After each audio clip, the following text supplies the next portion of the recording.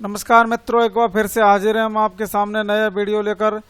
शिक्षा मनोविज्ञान का जो व्यक्तित्व टॉपिक है उसका यह पार्ट 2 जिसमें 47 क्वेश्चंस हैं लेकर आए हैं। इससे पहले 50 क्वेश्चन का जो सेट था व्यक्तित्व का वो आपके लिए अपलोड कर दिया है। वो आपके लिए बहुत ही बेनिफिट वाला रहा होगा। आप कितने क्वेश्चंस इनमें से सही कर पाते हैं, कितने आपसे गलत होते हैं, इसका जो ब्यौरा है वो कमेंट बॉक्स में ज़रूर दिया करें। यानी आप कमेंट ज़रूर किया करें कि कितने क्वेश्चन आपने सही किए। सबसे पहले आप इनका सही उत्तर लगाने का प्रयास किया करो और जब हम उत्तर बता दें तो उसके बाद ये देखा करो कि आपने कितने क्वेश्चन सही किए। तो चलिए शुरू करते हैं पार्ट 2। पहला प्रश्न है, TAT व्यक्तित्व परीक्षण की कौन सी विधि का प्रकार है? व्यक्तिनिष्ठ विधि, अप्रक्षेपी परीक्षण, अर्ध प्रक्षेपी विधि या प्रक्षेपी विधि। तो TAT व्यक्तित्व परीक्षण की एक विधि है। तो यह किस प्रकार की विधि है? यह एक प्रक्षेपी विधि है। दूसरा प्रश्न है, निम्न में से प्रक्षेपी परीक्षण है TAT या 16PF या MBTI या DAT। तो इनमें से प्रक्षेपी परीक्षण कौन सा है? तो TAT परीक्षण का जो प्रकार है वो एक प्रकार से प्रक्षेपी परीक्षण माना जाता है। तो थर्ड नंबर क्वेश्चन चलते हैं, व्यक्तित्व की परीक्षण विधि कौन सी है? ऑप्शंस हैं, रोडसा स्याही का धब्बा परीक्षण, स्टैनफोर्ड बिने परीक्षण, DAT या भाटिया परीक्षण माला। तो इनमें से व्यक्तित्व का प्रक्षेपण करने की विधि कौन सी है? तो रोडसा का स्याही धब्बा परीक्षण जो है वो व्यक्तित्व परीक्षण की विधि है। इसके बारे में और पता लगाते हैं। स्याही धब्बा परीक्षण यानी इंक ब्लॉट टेस्ट जो है वो इस परीक्षण का निर्माण स्विट्जरलैंड के प्रसिद्ध मनोवैज्ञानिक हरमन रोडसा ने किया था। 1921 में इन्होंने इसका प्रतिपादन किया था। इस परीक्षण में व्यक्तित्व का मापन करने हेतु प्रमाणित स्याही के धब्बे लगे 10 कार्डों का प्रयोग किया जाता है। यह परीक्षण मानसिक रोगों का पता लगाने के लिए बहुत उपयोगी सिद्ध हुआ है। इसके माध्यम से मानसिक रोग जो हैं उनके बारे में पता लगाया जाता है।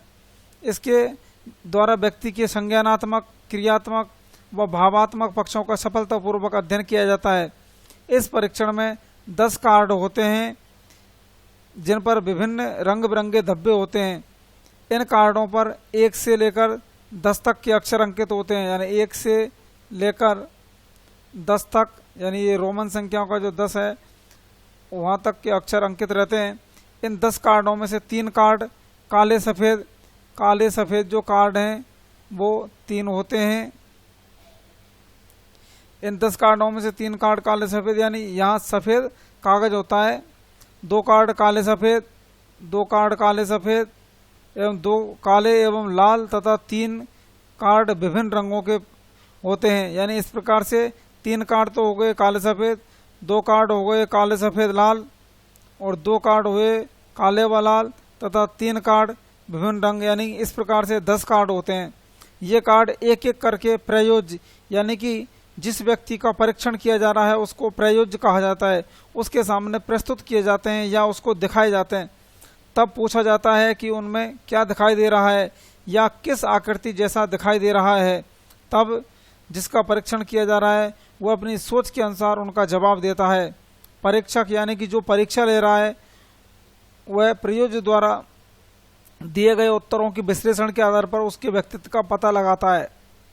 इस प्रकार से जो जिसका टेस्ट ले रहा है वह जवाबों के आधार पर यह पता लगाता है कि उसका जो व्यक्तित्व है वो किस प्रकार का है, या भली प्रकार से स्वस्थ है या मानसिक रोगी है या क्या है। अगला प्रश्न है, व्यक्तित्व निर्धारण हेतु स्याही के धब्बों के द्वारा परीक्षण का निर्माण निम्न में से किसने किया था? रोडसा ने, वुडवर्थ ने, मुर्रे ने या केटल ने। तो अभी ऊपर वाले प्रश्न में हमने जाना था कि स्याही धब्बा का जो परीक्षण है उसका आविष्कार रोडसा महोदय ने किया था 1921 में। अगला प्रश्न है, CAT व्यक्तित्व परीक्षण की कौन सी विधि है? व्यक्तिनिष्ठ, प्रक्षेपी, अप्रक्षेपी या अर्ध प्रक्षेपी। तो CAT जो है वो व्यक्तित्व परीक्षण की प्रक्षेपी विधि का प्रकार है। इसके बारे में और जानते हैं।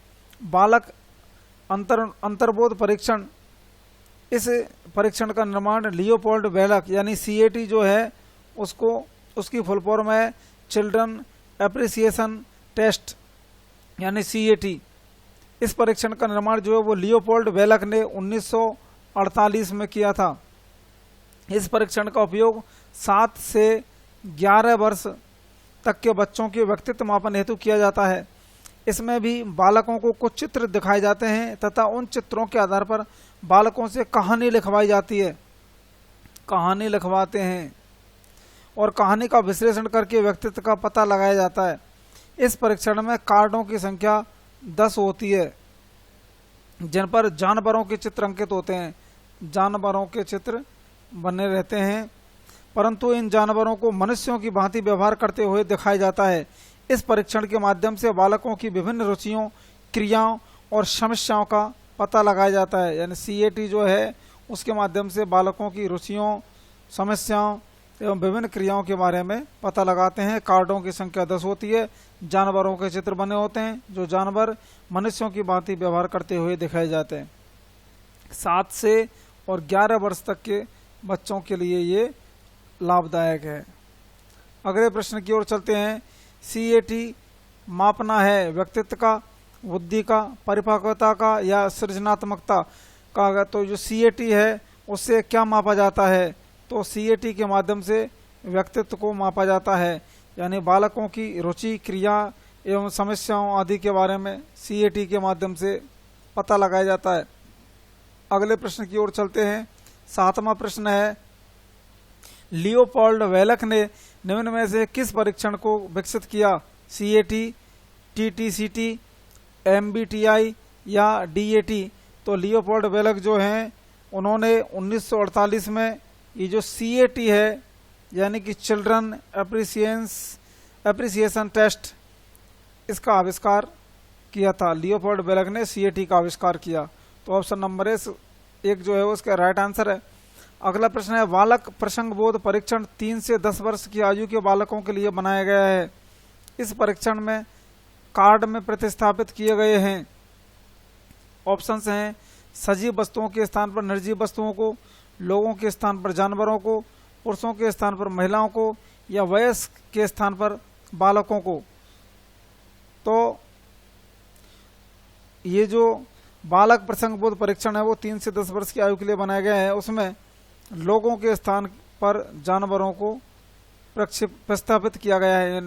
लोगों के स्थान पर जानवरों को इसमें दिखाया जाता है और जानवरों को मनुष्यों के जैसा व्यवहार करते हुए इसमें दिखाया जाता है।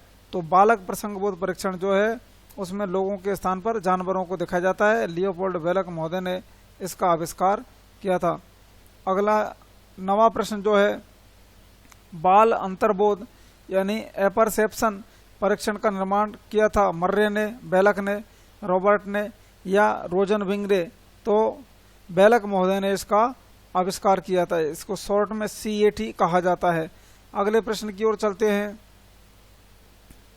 10वां प्रश्न है कि सर्वप्रथम वुडवर्थ ने निर्माण किया था साक्षात्कार का, प्रश्नावली का, निर्धारण मापने का या बुद्धि परीक्षण का?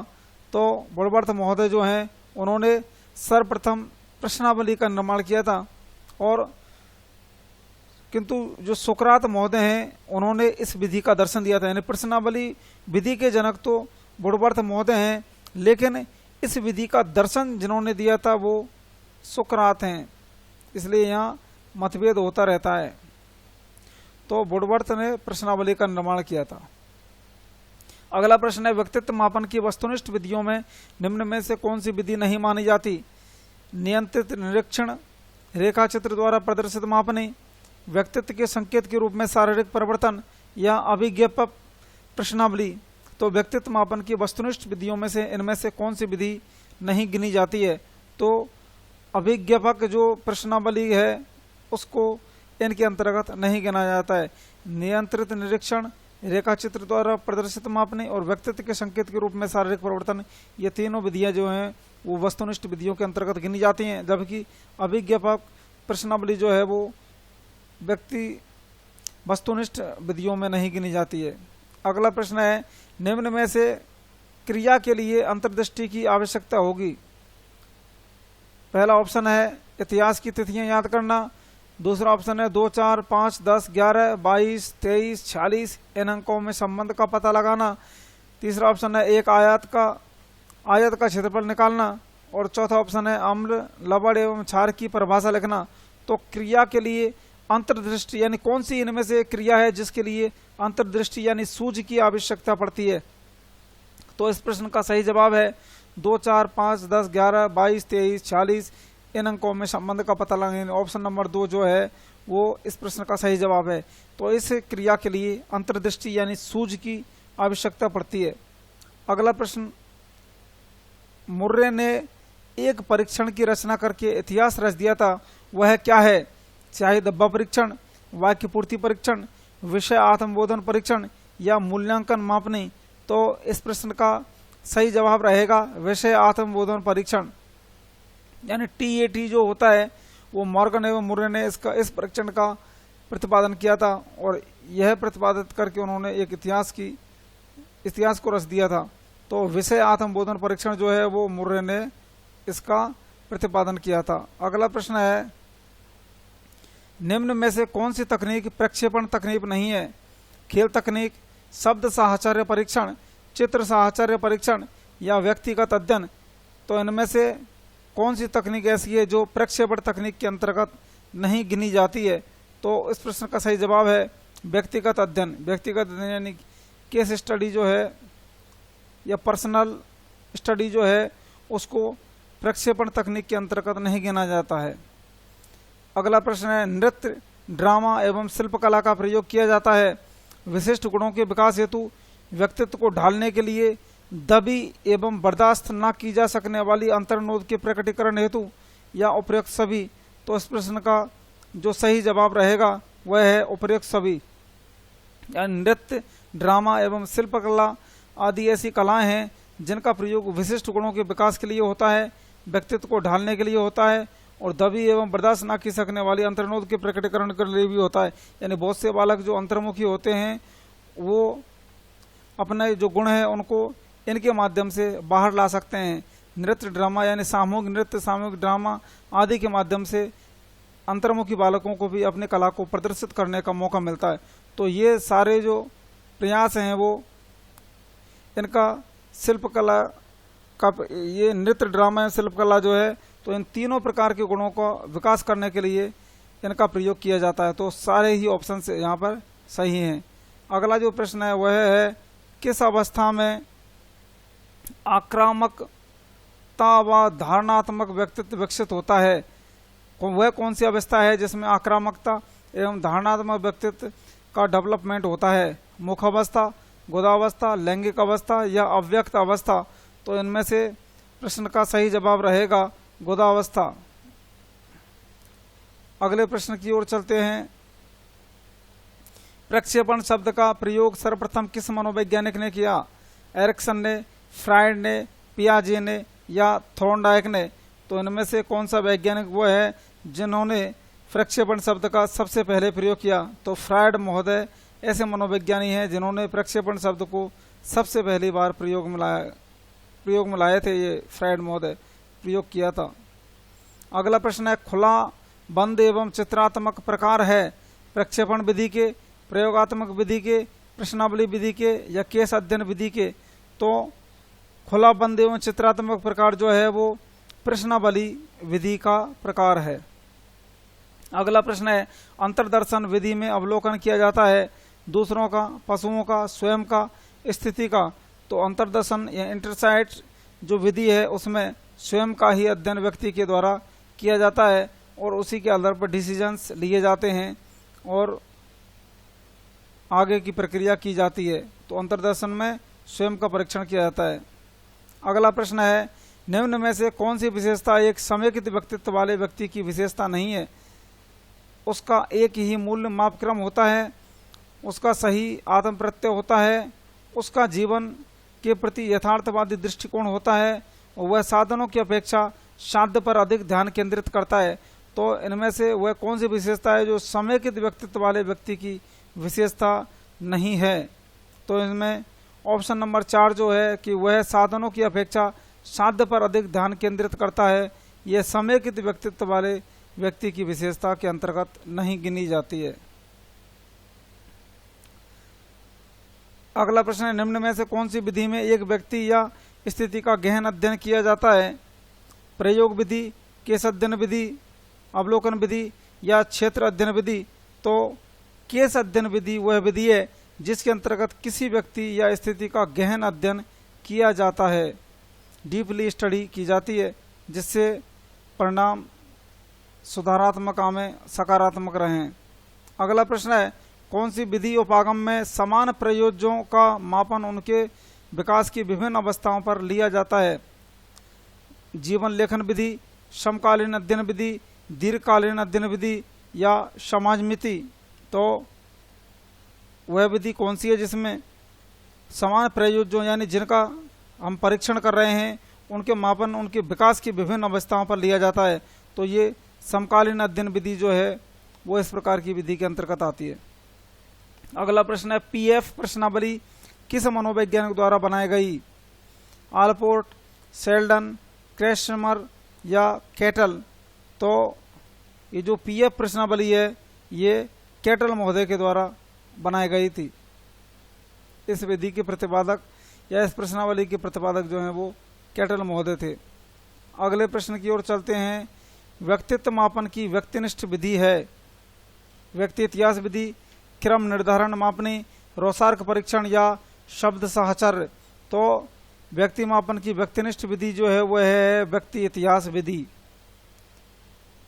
इंडिविजुअल हिस्ट्री या पर्सनल हिस्ट्री जो है वो व्यक्तित्व मापन की व्यक्तिनिष्ठ विधि है। अगले प्रश्न की ओर चलते हैं, कुछ मनोवैज्ञानिकों के अनुसार व्यक्ति जिस रूप में व्यवहार करता है वही उसका मूल्य है, आदत है, व्यक्तित्व है या मानदंड है? तो जो मनोवैज्ञानिक मानते हैं कि व्यक्ति जिस रूप में व्यवहार करता है वह वही उसका व्यक्तित्व होता है, यानी कि व्यक्ति जो है वो किसी परिस्थिति बस किसी अन्य प्रकार का व्यवहार कर सकता है, लेकिन ज़्यादा देर तक वह अलग तरीके से व्यवहार नहीं कर सकता, अपने व्यक्तित्व को दिखाई देता है। इसलिए व्यक्ति जिस रूप में व्यवहार करता है वही उसका व्यक्तित्व माना जाता है। ऑप्शन नंबर 3 इसका राइट आंसर है। अगला प्रश्न है, पांच एलांग टेस्ट का विकास किसने किया था? अलेक्जेंडर ने, मॉर्गन ने, बिनेट ने या टेलर ने? तो पांच एलांग टेस्ट का विकास करने वाले मनोवैज्ञानिक अलेक्जेंडर थे। अगला प्रश्न है, किस मनोवैज्ञानिक अध्ययन विधि में प्रयोज यानी जो उत्तर देता है वह स्वयं प्रपत्र भरता है? प्रश्नावली, क्यूसॉर्ट, अनुसूची या अवलोकन विधि? तो इनमें से किस विधि में प्रयोज स्वयं प्रपत्र भरता है? तो वह है प्रश्नावली। प्रयोज यानी जिसका हम जांच ले रहे हैं, जिसकी या परीक्षा ले रहे हैं, जिसके बारे में हम जानकारी जुटा रहे हैं, उसको एक प्रश्नावली से भरा हुआ या प्रश्नावली यानी जिसमें प्रश्न लिखे रहते हैं, ऐसे प्रकार का पेपर पकड़ा दिया जाता है, उसमें वह स्वयं अपनी तरफ से उत्तर लिखता जाता है। और इस प्रकार से जो व्यक्ति अध्ययन विधि है उसमें प्रश्नावली के माध्यम से जो परीक्षा ली जाती है उसमें प्रयोज यानी उत्तरदाता जो होता है वह स्वयं प्रपत्र भरता है। अगला प्रश्न है, व्यक्तित्व का प्रकार ए प्रस्तावित किया था युंग ने, एडवर्ड ने, आइजैक तथा कैटल ने, फ्रीडमैन तथा रोशनमैन ने? तो व्यक्तित्व का प्रकार जो ए प्रकार था वो किसने प्रस्तावित किया था? फ्रीडमैन तथा रोशनमैन ने। इस प्रश्न का सही जवाब है ऑप्शन नंबर 4। अगला प्रश्न है, प्रक्षेपण विधि द्वारा किसका अध्ययन किया जाता है? चेतन मन का, अचेतन अभिप्रेरणा का, बुद्धि का या सृजनात्मकता का? तो प्रक्षेपण विधि के द्वारा हम किसका अध्ययन करते हैं? तो अचेतन अभिप्रेरणा का अध्ययन इसके माध्यम से किया जाता है, यानी प्रक्षेपण विधि के माध्यम से अचेतन अभिप्रेरणा का अध्ययन किया जाता है। अगले प्रश्न की ओर चलते हैं, नियंत्रित दशाओं के अंतर्गत किया गया अध्ययन कहलाता है? प्रश्नावली, प्रयोग, सर्वेक्षण या चेकलिस्ट? तो नियंत्रित दशाओं के अंतर्गत किया जाने वाला अध्ययन प्रयोग कहलाता है, यानी किसी के नियंत्रण में हम कोई कार्य कर रहे हैं तो उसको प्रयोग कहते हैं। अगला प्रश्न है, सामूहिक अचेतन का संप्रत्यय किसने दिया था? फ्रायड ने, एडलर ने, युंग ने या हार्नी ने? तो सामूहिक अचेतन का संप्रत्यय जो देने वाले थे वो थे युंग। युंग महोदय ने सामूहिक अचेतन का संप्रत्यय दिया था। अगले प्रश्न की ओर चलते हैं। ईमानदारी के मूल्यांकन के लिए एक अध्यापक कृत्रिम वातावरण सृजित करता है जहां बालक पैसा चुरा सकता है। यह उदाहरण है प्रक्षेपण परीक्षण का, परिस्थिति परीक्षण का, अवलोकन विधि का या खेल विधि का। तो ईमानदारी के मूल्यांकन के लिए एक अध्यापक कृत्रिम वातावरण सृजित करता है जहां बालक पैसा चुरा सकता है। यह उदाहरण किस चीज़ का है? यानी बालक को इस प्रकार का मौका दिया जाता है कि वह पैसा चुरा सकता है आसानी से, यानी कृत्रिम प्रकार का वातावरण उसके लिए बना दिया जाता है। तो यह बालक की ईमानदारी को जांचने के लिए किस चीज़ का उदाहरण है? तो यह जो उदाहरण है यह परिस्थिति परीक्षण का है। यानी बालक उस समय किस प्रकार का व्यवहार करता है, पैसे को चुराता है या नहीं चुराता है, अपनी ईमानदारी को दर्शाता है नहीं, तो इस प्रकार से परिस्थितियां उसको ऐसी पैदा कर दी जाती हैं। तो इस प्रकार यह उदाहरण परिस्थिति परीक्षण का उदाहरण है। अगला प्रश्न है, वह परीक्षण जिसमें बच्चों को प्रारंभिक बिंदु से लेकर अंतिम बिंदु तक सही रास्ता खोजना होता है क्या कहलाता है? कूट संकेत, भूल भुलैया, वस्तु संकलन या ब्लॉक निर्माण। तो यह बस भूल भुलैया के अंतर्गत आता है। यानी बच्चों को प्रारंभिक बिंदु से लेकर अंतिम बिंदु तक सही रास्ता खोजने का जो प्रकार है वो भूल भुलैया के अंतर्गत आता है। भूल भुलैया ऐसी प्रकार की बना दी जाती है कि बच्चे उसमें बीच में से अपने आप को खोया हुआ पाएं और स्व विवेक से आगे रास्ता बनाते हुए चलते चले जाएं। अगले प्रश्न की ओर चलते हैं। क्वेश्चन नंबर 34, निम्न में से कौन सी प्रक्षेपण विधि में प्रक्षेपणकर्ता प्रेषित व्यक्तियों के समूह का सदस्य बन जाता है? प्रतिभागी, नियंत्रित, अप्रतिभागी या अनियंत्रित? तो वह विधि है प्रतिभागी विधि। प्रक्षेपण यानी यह प्रक्षेपण विधि ऐसी है जिसमें प्रक्षेपणकर्ता प्रेषित व्यक्तियों के व्यक्तित्व का समूह का सदस्य बन जाता है। अगला प्रश्न है, दूसरों के अनुभव किए हुए संवेग को महसूस करने की योग्यता क्या कहलाती है? परानुभूति, सहानुभूति, समसंवेग या सम अनुभूति? तो दूसरों के अनुभव किए हुए संवेग को महसूस करने की जो योग्यता है वह परानुभूति कहलाती है। परानुभूति के माध्यम से दूसरों के संवेग को हम महसूस कर सकते हैं। अगले प्रश्न की ओर चलते हैं। अवचेतन मन जो है, अवचेतन से प्रयुक्त व्यू रचना, अवचेतन से प्रयुक्त व्यू रचना जो अहम को दुश्चिंता से बचाती है वो क्या कहलाती है? रक्षा युक्ति, स्व बचाव, स्व प्रत्यय या स्व बचाव व्यूह रचनाएं? तो ये जो है ये रक्षा युक्ति कहलाती है। यानी अवचेतन से प्रयुक्त व्यू रचना जो अहम को दुश्चिंता से बचाती है वो रक्षा युक्ति कहलाती है। रक्षा युक्ति के माध्यम से अहम को दुश्चिंता से बचाया जा सकता है। अगले प्रश्न की ओर चलते हैं। अंतःस्रावी ग्रंथियां व्यक्तित्व को प्रभावित करने वाली कैसी कारक हैं? सामाजिक, सांस्कृतिक, आनुवंशिक या उपयुक्त सभी? तो अंतःस्रावी ग्रंथियां जो हैं वो व्यक्तित्व को प्रभावित करने वाली आनुवंशिक कारक हैं। आनुवंशिक कारकों के अंतर्गत इनको गिना जाता है। अगला प्रश्न है, मानकीकृत परीक्षण का अर्थ है विश्वसनीयता, वैधता, मानक, उपयुक्त सभी? तो मानकीकृत परीक्षण का जो अर्थ है वो उपयुक्त सभी, यानी विश्वसनीयता उसमें होनी चाहिए, वैधता उसमें होनी चाहिए और वह मानक भी यानी स्टैंडर्ड भी होना चाहिए। इस प्रकार से किसी परीक्षण के ये 3 गुण अवश्य रूप से होने चाहिए। अगला प्रश्न है, भाषा ही सापेक्षता प्राक कल्पना किसने प्रतिपादित की? यानी प्राक कल्पना जो है वो भाषा ही सापेक्षता के अंतर्गत किसने प्रतिपादित की थी? पियाजे ने, युंग ने, वाइगोत्स्की ने या वार्फ ने? तो भाषा ही सापेक्षता प्राकल्पना के प्रतिपादन करता थे वार्फ महोदय ने भाषा ही सापेक्षता प्रकल्पना प्रतिपादित की थी। अगले प्रश्न की ओर चलते हैं। क्वेश्चन नंबर 40, नवजात के स्वास्थ्य को जांचने के लिए प्रयोग में ली जाने वाली मापनी या स्केल कौन सी है? TAT, APGR scale, WCI scale या TCCT स्केल? तो इस प्रश्न का जो सही जवाब रहेगा वह रहेगा APGR स्केल। APGR स्केल के माध्यम से नवजात के स्वास्थ्य को हम माप सकते हैं। अगला प्रश्न है, पूर्णतया प्रकार्यशील व्यक्ति का संप्रत्यय किसने दिया था? कार्ल रोजर्स ने, सिगमंड फ्राइड ने, फ्रांसिस गाल्टन ने या इवान पावलोव ने? तो पूर्णतः प्रकारशील व्यक्ति का संप्रत्यय देने वाले जो थे वो थे कार्ल रॉजर्स। अगले प्रश्न की ओर चलते हैं। व्यक्ति का पहला प्रकारात्मक वर्गीकरण प्रस्तुत किया था मन ने, शेल्डन ने, हिप्पोक्रेटस ने या कैटल ने? तो व्यक्ति का जो पहला प्रकारात्मक वर्गीकरण प्रस्तुत करने वाले थे हिप्पोक्रेटस। हिप्पोक्रेटस महोदय ने व्यक्ति के जो पहला प्रकारात्मक वर्गीकरण था वो प्रस्तुत किया था। अगले प्रश्न की ओर चलते हैं। बाह्य आवास के आधार पर व्यक्तित्व का वर्णन कहा जाता है गहन दृष्टिकोण, सतही दृष्टिकोण, मानकीय दृष्टिकोण या प्रेक्षणात्मक?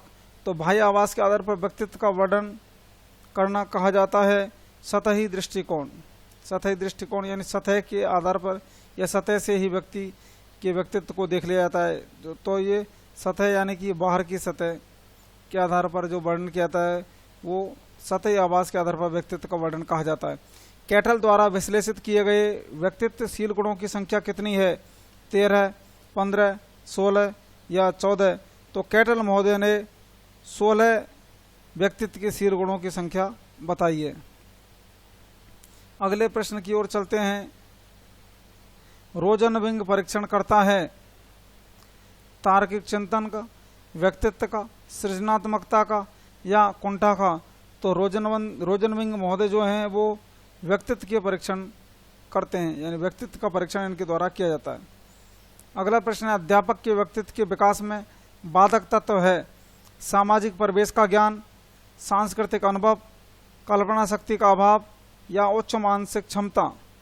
तो अध्यापक के व्यक्तित्व के विकास में जो बाधक तत्व है वह है कल्पना शक्ति का अभाव। सामाजिक परिवेश का ज्ञान उसे होना चाहिए, सांस्कृतिक अनुभव उसको होना चाहिए और उच्च मानसिक क्षमता भी उसकी होनी चाहिए, लेकिन कल्पना शक्ति का अभाव जो है ये उसका नेगेटिव पॉइंट है। इसलिए अध्यापक के व्यक्तित्व में बाधक जो है वो कल्पना शक्ति का अभाव है। सामाजिक परिवेश का ज्ञान बाधक नहीं है, सांस्कृतिक अनुभव बाधक नहीं है और उच्च मानसिक क्षमता भी बाधक नहीं है, जबकि कल्पना शक्ति का अभाव जो है वो एक बाधक तत्व है। इसलिए यही हमारे प्रश्न का उत्तर है। अगला और अंतिम प्रश्न जो है वह है निम्न में से कौन सी विशेषता व्यक्तित्व को सीधे ही प्रभावित करती है? शारीरिक गठन एवं सामाजिक व्यवहार, मानसिक एवं आध्यात्मिक योग्यता, संवेगात्मक आयाम या अनुभव?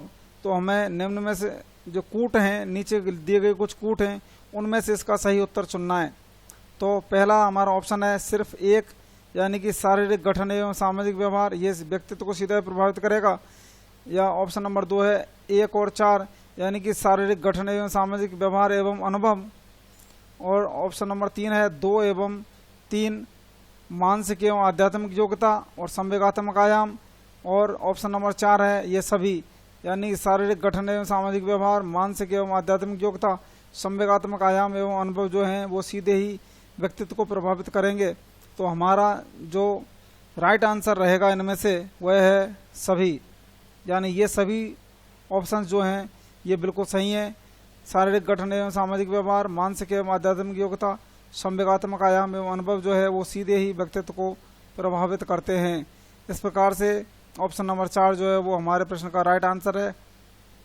ये था आज का वीडियो दोस्तों। ये जो व्यक्तित्व यानी कि पर्सनैलिटी जो हमारा टॉपिक है वो पूरा हो गया है। इसके बाद हम दूसरा टॉपिक वाइज क्वेश्चंस का सेट लेकर आएंगे। अगला जो टॉपिक है उसके बारे में एक ही वीडियो के माध्यम से पूरे टॉपिक को क्लियर कर दें। ऑब्जेक्टिव टाइप के क्वेश्चंस आपको कैसे लग रहे हैं इस बारे में आप अपने जो कमेंट्स हैं उनको ज़रूर लिखें।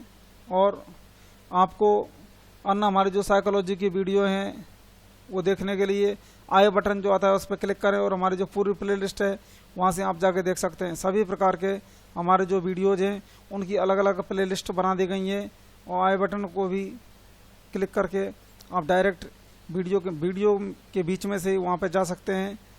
तो आप देखते रहें और अच्छे अच्छे कमेंट्स हमारे लिए देते रहें। वीडियो को लाइक, शेयर और सब्सक्राइब ज़रूर करते रहें, जिससे आपके लिए हम अच्छे अच्छे वीडियोज़ निरंतर रूप से लेकर आएँ और आपके लिए ये जो लॉकडाउन का टाइम है वो बेस्ट टाइम साबित हो। किसी भी प्रकार की आप अपनी तैयारी में कमी नहीं आने दें। निरंतर रूप से आप तैयारी करते रहें, आप जंग को जरूर जीतोगे। जय हिंद, जय भारत।